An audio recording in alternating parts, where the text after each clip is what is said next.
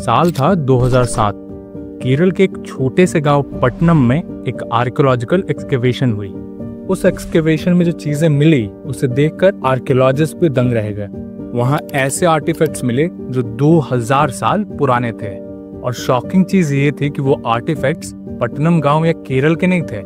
वहां मिले Roman coins, Egyptian beads and West Asian jars. इससे भी ज्यादा शॉकिंग चीज, वहां 12 स्केलेटन्स मिले और जब उनका डीएनए एनालिसिस हुआ तो चीजें और ज्यादा कॉम्प्लिकेटेड हो गई, क्योंकि डीएनए सैंपल्स में ग्रीक और रोमन जेनेटिक फुटप्रिंट्स मिले। इस बात को डाइजेस्ट करना बहुत मुश्किल था कि 2000 साल पहले केरल के एक छोटे से गांव में ग्रीक और रोमन डीएनए सैंपल्स कैसे पहुंचे। वहीं दूसरी तरफ उत्तराखंड के पहाड़ियों पे एक फ्रोजन लेक है, रूपकुंड।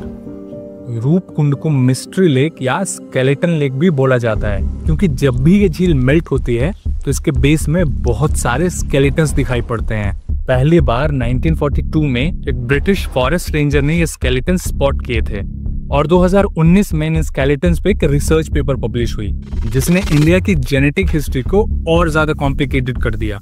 वहां जो स्केलेटन्स मिले उसमें अलग अलग एंसेस्ट्री मिली, एक साउथ एशियन या इंडियन एंसेस्ट्री और दूसरी ग्रीक एंसेस्ट्री।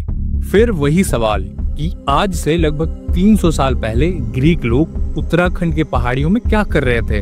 और उससे भी ज्यादा शॉकिंग चीज ये है कि उन लोगों की एंसेस्ट्री तो ग्रीक थी, लेकिन वो लोग रहते थे इंडिया में। अब ये बात कैसे पता चली? उनके दांतों के ऑक्सीजन सिग्नेचर से।